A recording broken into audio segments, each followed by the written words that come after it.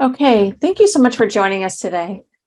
Today we have a presentation of a webinar on myopia. I am Genevieve Fay, Senior Market Director for Haag-Streit, and it's my pleasure to welcome Dr. Rupa Wong for our featured speaker today.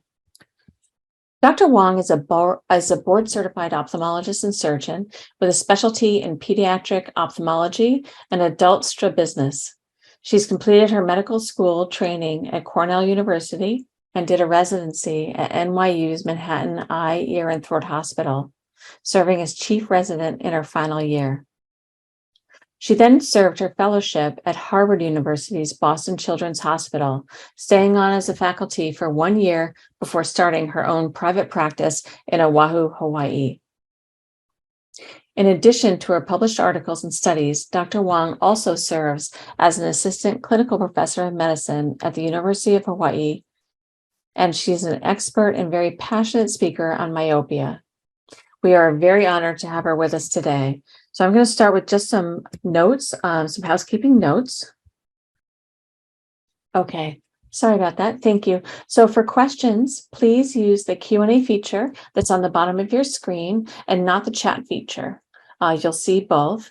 And then also please know that the session that we're doing is being recorded. Okay, thank you. And so with that note, I'm going to turn over my screen to Dr. Wong. Thank you, Dr. Wong, for joining us today. Thank you so much for having me. I appreciate the opportunity to talk about a topic that I'm extremely passionate about. All right, everybody can see that, right?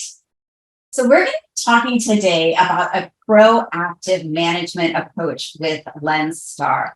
As Genevieve introduced me, that's such a nice introduction. I am practicing out here in Honolulu, Hawaii. So I have a very large Asian population, mixed Asian population, which of course, if you're familiar with myopia management at all, you know that puts kids at risk. But before we dive into the research and my protocols and how I use the Lenstar Myopia, I wanted to talk about why I'm so passionate about this particular topic. This is my why. My husband and I are approaching our 15-year wedding anniversary. We met in ophthalmology residency in New York, and he is obviously of Chinese ethnicity. He's a fifth generation Chinese American, born and raised here in Hawaii. And in addition to being an amazing cataract surgeon and cornea specialist, he has very long eyes. His axial length is around 28 millimeters, if not a little bit longer. So when I started reading these initial studies coming out of Singapore, I knew that this was something likely that would affect my children. I'm a latent height group, but I knew they weren't probably going to trend in my direction. So this is why I'm truly so passionate about this particular topic, because I personally wanted to be able to prevent myopia in my 3 children and also for my patients. So the prevalence of myopia is increasing. We all know this. Half the world's population may be myopic by 2050, with 4.8 billion people becoming nearsighted. And high myopia is emerging as a major cause of blindness in Asian countries. The prevalence in East Asian countries is reaching 70 to 80%. And 65% of Singapore students are myopic by the age of 12. But this also does affect the United States. It's not just something that's worldwide or in Asian countries. Myopia has doubled over the past 30 years, and the prevalence of people who are over -8 diopters has increased 8 times. So before the pandemic, in pediatric ophthalmology circles, we used to call this the next epidemic. And we are a little hesitant to use that word, but it's very true. And what's very interesting is the onset of myopia. So in 1983, the average age of onset of myopia was 11 years old, the age of my oldest son in this photograph. In 2000, that dropped to 8 years old, the age of my daughter in this picture. So not only are people becoming myopic at an increasing frequency, the age of onset is earlier, and that's going to be problematic. I don't know how many of you all were involved in distance learning. This is a TikTok I had made about 6 weeks into distance learning with my daughter. Don't understand.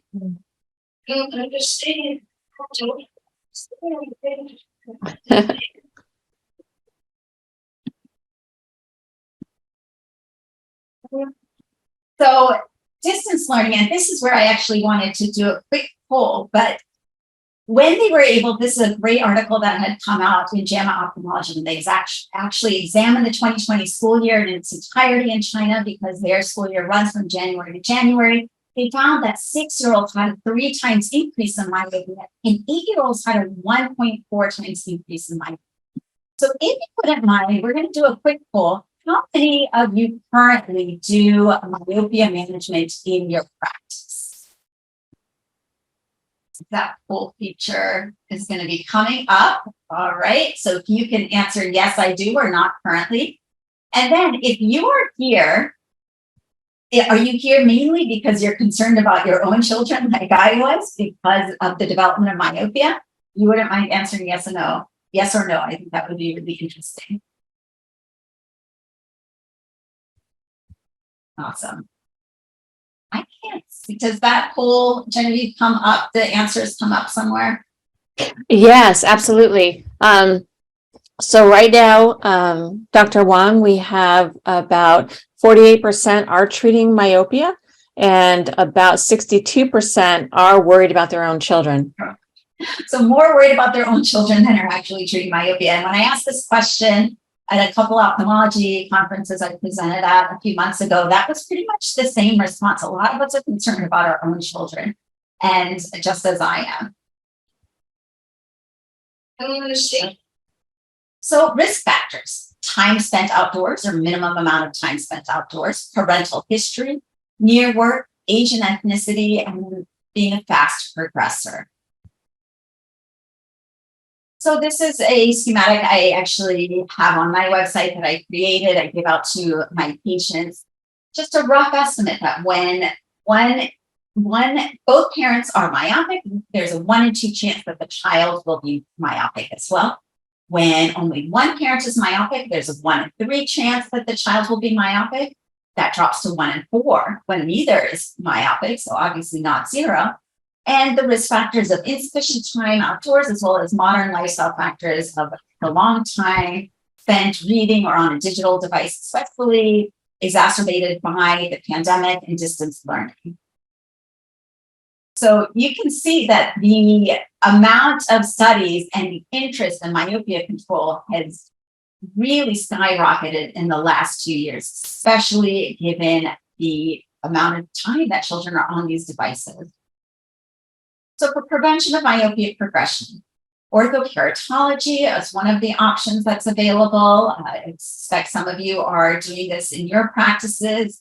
Soft contact lenses, peripheral defocus. Some people still do progressive or bifocal soft contact lenses. Low dose atropine, recommending outdoor time, recommending decreasing near work.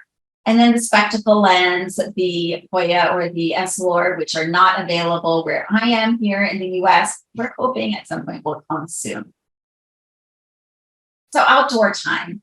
The benefits of outdoor time have been studied in numerous countries: China, Taiwan, Australia. So it signifies that it's across this effect, this protective effect is across very many different types of ethnicities and races. And they found in many of the studies that even just moderate sunlight of 11 hours a week is sufficient to decrease myopia by 23%. And that this outdoor time did not need to be physical activity dependent. When they compared kids who were doing indoor sports versus outdoor sports, the ones that were doing outdoor were far beneficial. There was no protective effect of being active indoors. So it just has to do with the sunlight. More outdoor time equals less myopia. You can see from this odds ratio chart here. And it's certainly more protective when a child has increased near work. As you all know, myopic eyes are long, and the fast progressors are the kids who are myopic at a younger age, which is why this decreasing trend towards the age of onset is really worrisome. JAMA Ophthalmology published this, which showed the association of axial length with risk of uncorrected visual impairment. And it's very striking that 26 millimeters, 5%, over the age of 60 have this risk of uncorrectable visual impairment, which obviously increases as you go to 28 and over 30 millimeter eyes.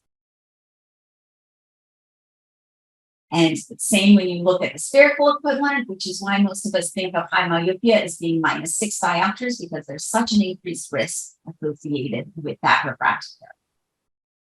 What are the ocular consequences? Why do we even care? I tell parents, I don't care how thick the glasses are. I care about the vision-threatening consequences of their child's myopia for them in the future. Retinal tears and thinning, retinal detachment, posterior staphylomas, lacquer cracks, myopic maculopathy, CNVs, glaucoma, cataracts. The risk of cataracts, retinal detachment, myopic maculopathy. And this is really one of those, I think, graphs and tables that really drives the point home. If you're highly myopic, you have a 5.5 increased chance of a PSC cataract, 21 times increased risk of retinal detachment, and a 40 times increased risk of myopic maculopathy. Myopes are at higher risk of developing glaucoma. There's an odds ratio of 2.5, even if for just moderate to high myopia, and a 1.7 increased risk for low myopia. The tilted optic nerves make a glaucoma diagnosis very difficult. So when I'm seeing it in younger patients, not so problematic, but certainly if those younger patients are now 60 or 65 following with the adult ophthalmologist, then it can be difficult to tease apart. The risk of retinal detachments is 5 to 6 times greater in people with high myopia compared to low myopia due to the retinal thinning and tears. And again, just the odds ratio, which is really very glaring about myopic maculopathy. It is the leading cause of vision impairment and blindness in myopes, and it's the most frequent cause of visual impairment in elderly Chinese in Taiwan, as well as the primary cause of blindness in Tajimi City in Japan. But it's not just, again, in Asian countries or Asian individuals. The Copenhagen study did find that myopic retinal disorder to be the most common cause of impaired vision, with myopic maculopathy being the third most common cause. And these findings were also shown in the Los Angeles Latino Eye Study, with the third most common cause of blindness being myopic maculopathy. The living with myopic maculopathy, that certainly cannot be underestimated. The average age is just 47 years old when individuals are affected, and their best corrected vision is 20/50. In this country, you can't drive a car with 20/50 vision. So this is something that truly does impact our myopic individuals. A study of cataracts, a meta-analysis of 38,000 patients from 12 population-based studies showed that myopia is associated with nuclear and posterior subcapsular cataracts. And the complication risk increases. Most of you might be adult ophthalmologists. I no longer perform adult cataract surgery. I leave that to my husband. But posterior capsular rupture, retinal detachments after cataract surgery, progressive myopic traction maculopathy, capsular contraction syndrome, and even IOP spikes are all increased in myopic eyes when cataract surgery is performed.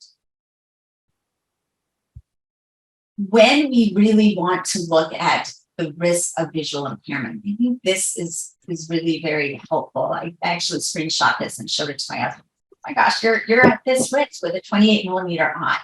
And this is what we are hoping to prevent with the modules in terms of myopia management. The benefits of myopia control far outweigh any risk. They published this particular study where they looked at the risks, which was truly just associated with bacterial infection from contact lens wear, and it far exceeded the risks associated with visual impairment of being a myope. So let's look at the studies. The ADAM study, we've got ADAM 2, 400 kids, ages 6 to 12, -2 diopter myopes. They looked at a 2 years of treatment, 1 year washout, and they studied different dose concentrations of low-dose atropine. All of them decreased myopia progression, but atropine 0.01% had the least amount of rebound. So a very effective treatment. The complications mainly were allergic dermatitis, one-line loss of distance vision, and none of the other side effects of high dose atropine, of actually 1%, were noted in this particular study. Blurred vision and photophobia were not reported. And there was a very negligible effect on pupil size and accommodation, as well as no effect on near visual acuity. The LAMP study, the low concentration atropine for myopia study, looked at 438 children, 4 to 12 years old, with a refractive error of at least -1 and less than 2.5 diopters of astigmatism. They randomly assigned them to different concentrations of low dose atropine. And they found all were expected, but 0.05% was the most effective. And then when they did another follow-up on the age effect of the different concentrations of atropine, they examined the change in refractive error and axial length, and they found that younger age was the only factor associated with spherical equivalent progression and axial length elongation. The higher concentration showed the best treatment response in all age groups. And what was really interesting here, and this is what I have now incorporated into my practice, is that younger children required higher dose concentration to achieve the same result as older kids on lower concentration. So the myopic progression of a 10-year-old on 0.01% was similar to 8-year-olds on 0.025 and 6-year-olds in the 0.05%. One of the other treatment modalities we have is the MiSight contact lens. I'll use the brand name since they're the only one on the market currently, with the 2 correction zones. One to correct the distance visual acuity, its center distance focus, and then 2 treatment zones with a 2 diopter 150 focus to place the treatment zone just anterior to the retina.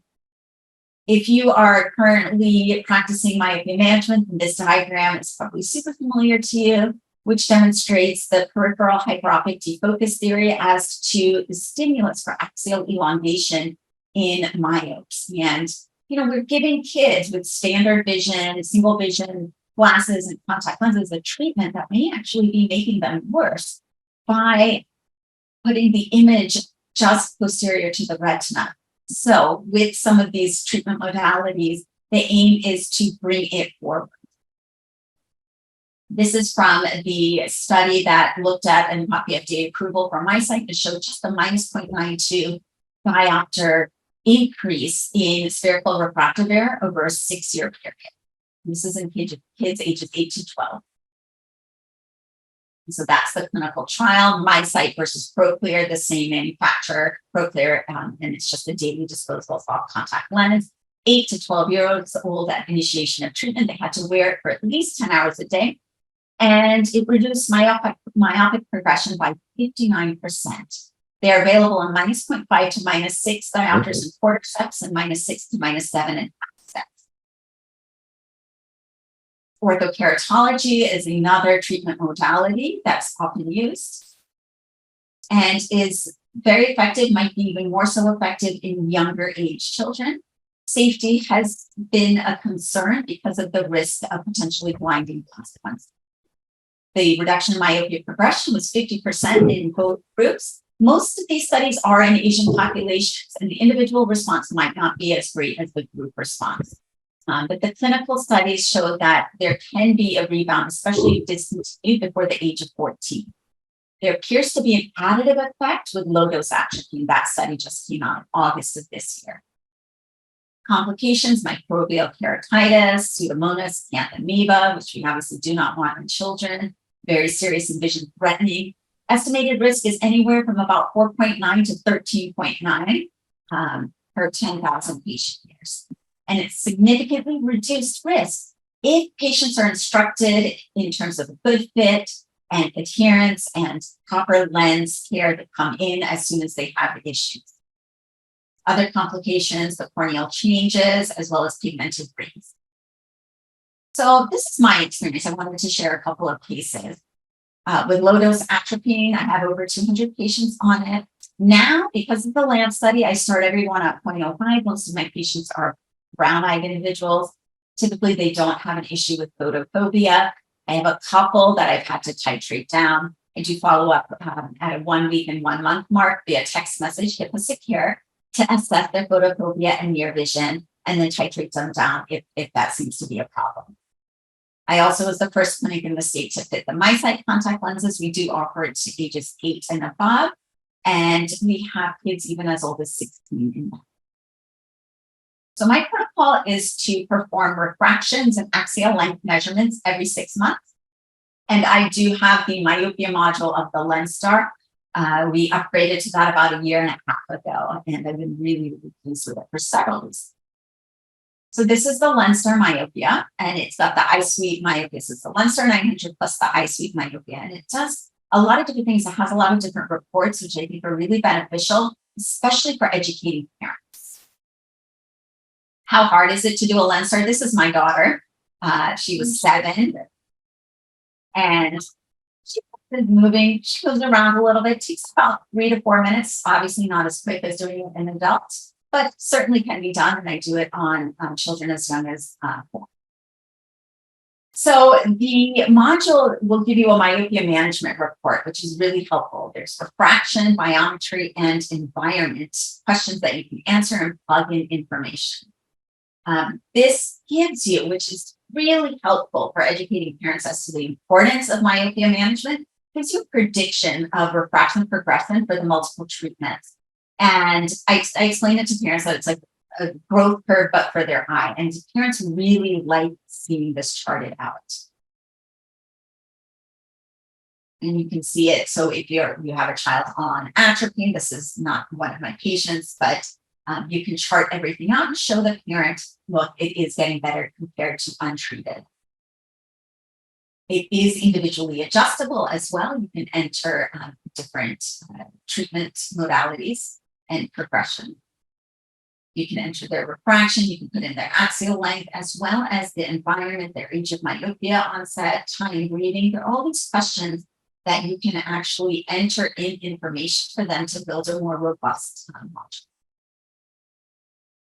And right there, are the patient's parents myopic? If so, these are the types of things that we know are risk factors for myopia in children. So I really like that the Lenstar Myopia includes them when putting in the data. At the end, you get this report, and I'm going to show you a couple of real life examples.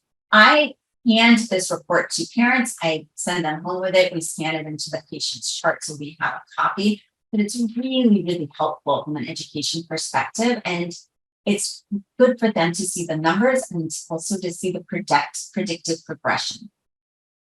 So case 1, this is my oldest son, if he looks familiar. We started him on low-dose atropine. I started him pretty early when I did his first axial length, and I saw that he was already over a 24 millimeter eye, even at his baseline at age 12. So we started him. So this is my method started at age 11. I have a myopia measurement here, an axial length measurement here in 2020. And spherical. And you can see that it actually got a little bit better in terms of his refraction. I think the first one likely was inflated because it's probably my tech entering auto refract as opposed to the cycloplegic refraction. The axial length has remained stable. And he's still at 13 glasses free, whereas my husband is already in glasses by this age. So we're fingers crossed that this is going to remain stable. He's right now at a -4. Case 2, this is a 12-year-old boy, came in for his first exam in 2020. His glasses prescriptions a -275 on the right and a -250 on the left.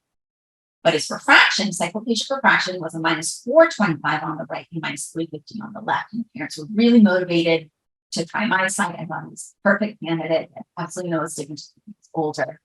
My optometrist does contact lens fitting. So she does all of the MiSight contact lenses. And we put on the contact lens. So on the right side, it was -375. That gave him his best vision. And on the left eye, a -350. Now, I can chart this for parents, just like I have here for you with the graph, this table. But what's really a lot more impactful is for the parents to see it like this. Because if they see this, they know that it's working and they're going to continue with the treatment. And that's really helpful. This child is already, of course, going to be in the high myopia category, likely by the time they reach adulthood. we are stabilized. That's the most important thing. Case 3, this is a 15-year-old girl. She was a contact lens wearer and is daily disposable with progressive myopia despite being on atropine 0.01%. So this initially back in 2014, 2015, I was starting all of my patients on 0.01, and when the lens study came out, then I increased to 0.05. Her glasses prescription when she came in for this particular visit was -475 on the right and -525 on the left. And her cycloplegic refraction was increased. The parents also, and the child, since she's already in contact lenses, she was on the atropine, but she honestly was not very compliant with it. She admitted that she forgets it a lot of the time, so they wanted to switch to MiSight. I did have a discussion with them regarding the off-label use of the MiSight contacts, since it is FDA approved for age 8 to 12 at initiation of treatment, and they still wanted to proceed. So she had jumped, 1.25 on the right and 1/2 on the left. And then this is where she is now at the 18-month mark. She is deep, rock steady, stable. And showing this to the parents, especially this last measure, this plateau, finally. And she's starting to follow that curve of the custom anti-myopia soft contact lenses. That's really huge. Case 4, it's the 5-year-old boy. He failed his vision screening with a pediatrician. Mom's a -7, so these parents are super motivated to make sure that their children are not nearsighted. He's Asian. His cycloplegic refraction already at age 5 was a -300. So I started him on atropine 0.05%. They came in for the 6-month visit, nice and steady, still -3. And then 6 to 12 months, mom admits, you know what, we didn't really even use it. We weren't compliant. I don't think we're going to continue. So it's expensive. So she said, I don't want to continue the treatment. But my staff know to go ahead and do the excellent. They went ahead and did the Lenstar on this patient. And what they could show him, the mom, and I don't have the first measurement graph because it was before we had upgraded to the myopia module. But we could show her, look how much everything is increasing once you've been on the atropine, and look back at how stable everything was the first 6 months. So she agreed to resume treatment again. And I think that's of great benefit to this child. So hopefully you won't end up being a -7. And then the last one is my daughter. So you saw her in the video. I had just brought her to the office to do a video. She likes to be in video. So we did that just only mainly. So I had a video of a child in getting a Lenstar done, but we took measurements and this is what we found. She was going to be a -4, but if I treated her with atropine, she'd be only a -1 point. So she, otherwise, if I had not done the Lenstar, would have thought, well, she's an emmetrope. Or, probably with her I haven't cycled her yet, but with her cycloplegic refraction, +0.5, +100. And she's really a pre-myope, not an emmetrope. And this helps explain that to parents. And this was then the reason to start treatment and to make sure that we're compliant with the treatment. Because there's a big difference between being a -4 and a -1. What I do for each patient is I've made folders in my office that are talk about why myopia matters, the different types of treatments we offer. And the Lenstar Myopia module allows you to provide parents with this visual method, this visual determination of extrapolating their child's eye growth and their subsequent myopia. I think that's one of just the true benefits of it.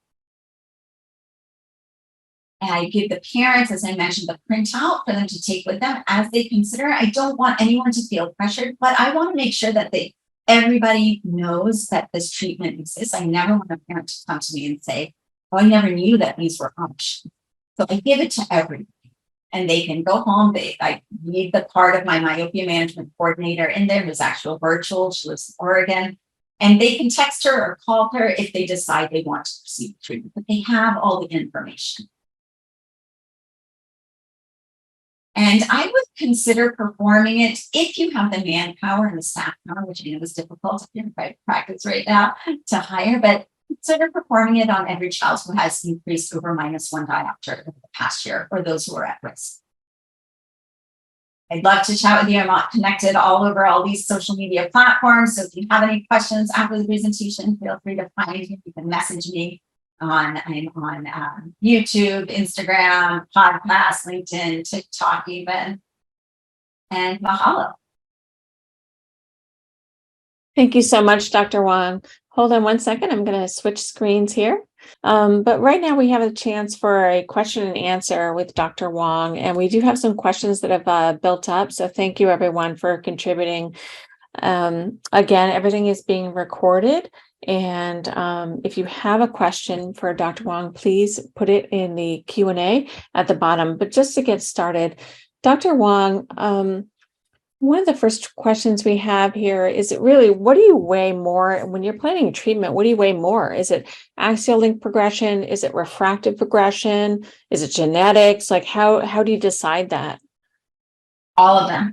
I don't weigh one necessarily more than the other, but I will titrate based on the measurements that I see. So if I see that the refractive error is holding stable, but that there is more elongation of the axial length and this is a patient on atropine, then I'm going to consider offering the contact lens modalities or a combination treatment, because anecdotally we've seen that Ortho-K or the MiSight contact lenses might help with axial length elongation a little bit more than the low dose atropine. So those are patients then, even if they're stable, but our goal really is to prevent the axial length elongation as well. So I might offer other treatment modalities in addition, versus if the axial length elongation was stable. Genetics plays a big part, as I mentioned just personally. I think if there's a parent that, and this is a large part of our population here in Hawaii, if they are Asian high myopes, I start that discussion very early with the parents. I will start it at age 3 or age 4. If I see that they're already, I'm doing a cycloplegic refraction, they're not as hyperopic as they should be according to the age curves. And I just start having those discussions earlier with kids that are more at risk for possibly being a fast progressor. Okay, thank you so much. And question here from the South: do you treat adult myopia? What are your thoughts on that? I don't treat adult myopia. I tell them to get their outdoor time, because those studies did show an effect for the 2 hours a day of outdoor time all the way up until early 20s. But I have not tried. I don't do low dose atropine or contacts for adults, but I do try to continue the treatments I have at least until age 16, 17, or 18, right shy of adulthood. Okay, and here we have Amanda Stafford. I'm opening a new practice in the beginning of this year, and I've purchased the Lenstar. How do you stress the importance of myopia control to the parents? And, do you get pushback on out-of-pocket costs? Like, how do you deal with that resistance, or, the sudden understanding that there is an issue that needs to be dealt with the child? So it does increase, I think, your chair time a little bit, which is why I try to educate as much before the patient's in the room. So I have a lot of different things on my website, a myopia quiz actually that they can take so they can look and see how at risk their children are. And then for me personally, because all 3 of my children are on low dose atropine, and this is a big concern for me, I share my personal. I'm worried. This is what I've done. It's been safe. These are the studies I include in the packet that I give them. I include like 4 studies. I include ADAM, LAMP, the outdoor sunlight, because I want to know that at least if they can't afford these treatments, there are things that they can do at home in terms of lifestyle modifications. Now, regarding the pushback, I think part of it for the pushback is just not understanding how important it is. So I also will phrase it as LASIK costs. I don't know, what does LASIK cost? Like $3,000 an eye. And that's not actually preventing any of the retina complications or vision threatening complications in the eye. What if you spent that on the front end and prevented your child from even needing to, have those concerns? They might still be myopic, but they're not going to be as myopic. So I think if you just spend a little bit of time educating, it's not just the thickness of the glasses. It really has to do with preventing blindness down the road or loss of vision down the road. Most of these parents also, if you talk to them and say, hey, if you could go back in time and be as myopic as you are now, then they get it, right? Then they understand. I package everything so that it's just easier, and then that way they can use, care credits or their FSA. Okay, thank you. Another question we have is, what is your criteria for choosing what treatment method for which kid? So it first depends on age. So if they're 4, 5, 6, 7, younger than the my site contact lenses, I don't do orthokeratology in my practice. So that's one of the things that we just don't do. I will refer out if there's someone that I think would be a good candidate for that. So, the 4 to 8-year-olds, I offer low dose atropine to. The 8 and above, it really depends on responsibility level. If the parent thinks that they're able to put in contact lenses, we spend a lot of time with our fitting and training. I send them homework videos that we filmed in the office so that they become accustomed to how to insert and remove a contact lens. Obviously, they can't have astigmatism or more than 3/4 of a diopter of astigmatism with the MiSight contact lens, so that's going to take away some of the candidates as well and might make them more ortho candidates. So it just really depends, I think, on age, amount of astigmatism, responsibility level, and just also the patient motivation. If the child themselves doesn't want to be in contact lenses during the day, I'm not going to put them in MiSight because the training is just never going to be successful. The child themselves has to be motivated and interested. And then similarly for Ortho K, I want like a family that's going to show up to their appointments, even if I refer to an optometrist I have a great relationship with in the community that does Ortho K. And, I don't want to send in someone that's going to potentially develop a blind infection. Okay, excellent. Question is, do you know what the different progression curves are based on? Is it one study? Do you trust them? What's your opinion on the progression curves that you showed? I do trust the progression curves. They're based on a couple different studies. The axial length progression curve, and just in the consulting notes, are from the publications from Tideman, and it's a single study, and other device manufacturers like Topcon and Nidec also rely on that for their visualizations. And it was selected basically because it was the first available data merging between patient's age and axial length to provide the myopia probability. So that's for the axial length. And then the refractive progression was developed with an optometrist, Dr. Thomas Fowler, who works with the Brian Holden Vision Institute, as well as the Pascal Glaser Myopia Care. And so that's based on a publication from 2012. And I think, Genevieve, if you can put those references, those links, the PubMed links, that might help too. And I can definitely do that. Yeah, thank you so much. The treatment progression curves are customizable. And I think that's just like, again, I don't do adult cataract surgery, but I see my husband doing all those with ACOS, it's customizable. So you can enter what you need to as well. Okay, great. Another comment we have from Juliet. Great presentation. How do you bill for myopia management? Will insurance companies cover sort of the 6 months of refraction, axial length measurement, or how do you deal with that? And I don't know where they're from. It doesn't say on this, Dr. Wong. Well, I'm assuming the U.S. they're dealing with it. So initially, I was billing for the axial length, and the main insurance company in the state was paying. And I think it was 6 to 9 months later, I noticed like a huge deficit in the checking account, and my biller told me, "Oh, they took the money back because it was terrible because they decided that's not appropriate. You can't follow." So it is all out of pocket, which I tell the parents. So I just bundle it with. So I do the baseline refraction. I do the 6-month visit. And so 1 year, and I bundle it with the 1 year supply of low-dose atropine or the 1 year supply of the MiSight contact lenses. So it's just an annual fee.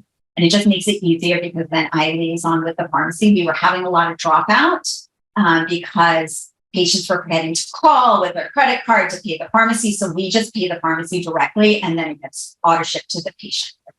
It just makes it easier. Okay, excellent. One question we have is, will you be able to share the slides? And I can answer that. This will be available on YouTube afterwards. Just give us some time to publish it, and then you can watch it again or share it with your colleagues. Another question from just first name, Habita, is have you made a comparison of which method works better? I mean, how do you feel about low dose atropine versus myopic control lenses, my sight? This is the question. So there have been very few studies that have looked at this, actually. I'm trying to pull my data to be able to compare. I obviously don't have a ton yet of my sights, and I'm actually looking at the combo treatment versus just my sight alone to see if there's statistical significance in the reduction in myopia progression, axis length elongation. But there have been, I think there was one piece, there was the ortho-K plus low-dose atropine, the combo treatment, but there's been no head-to-head where they looked at low-dose atropine versus, peripheral defocus soft contact lenses versus ortho-K. There's no study like that that's been done. Okay, thank you. And from Alan, how long will you treat a child on atropine? Can it be for 5 years or more? What is your suggestion there? What have you practiced?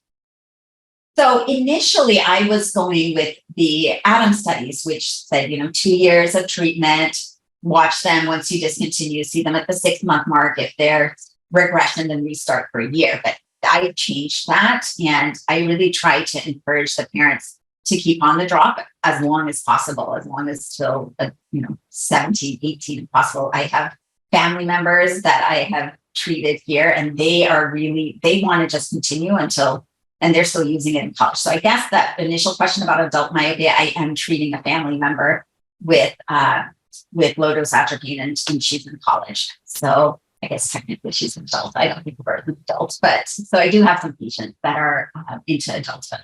Because we see that that myopia that can progress, especially in college or even graduate school. So they were really motivated, and it wasn't an issue for them to continue on the treatment. So in my practice, I do try to recommend, as long as they can, to just keep going with it.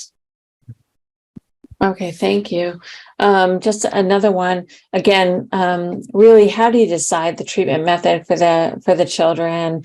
Do you have to switch given conversations with the parents? Is it about their behavior? Is it about comfort? Or really, how do you decide? Or is it just a constant evolution?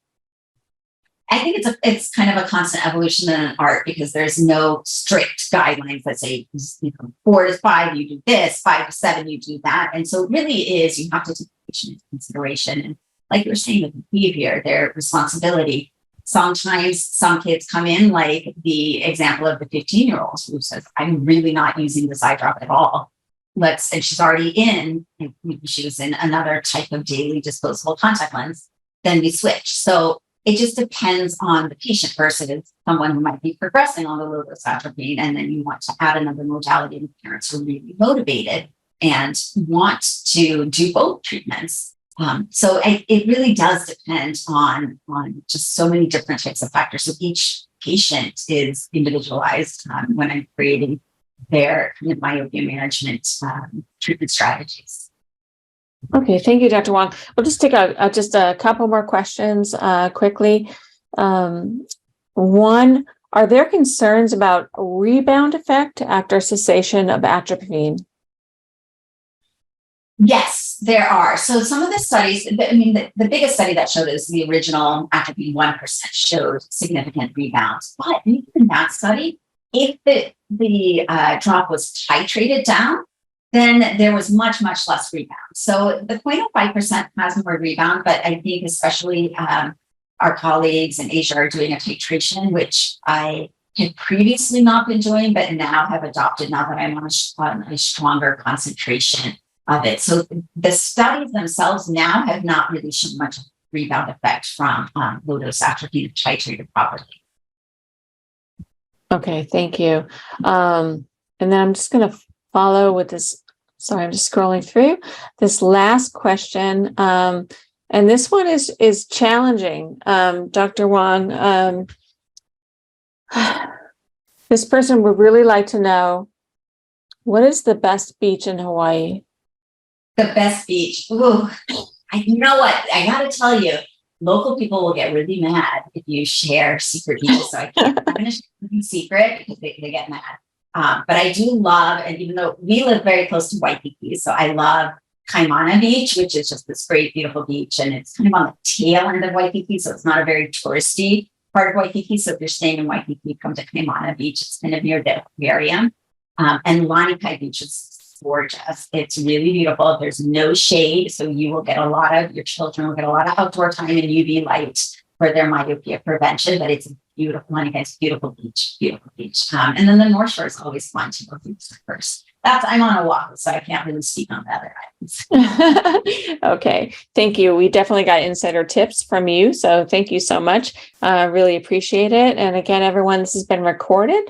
It will be available afterwards, and please follow us for more of our biometry webinars. And you can follow us on YouTube, LinkedIn, and Twitter. Thank you, Dr. Wong, so much for your time. Very much appreciated. I appreciate it. Thank you. We appreciate it. Okay. Thank you so much.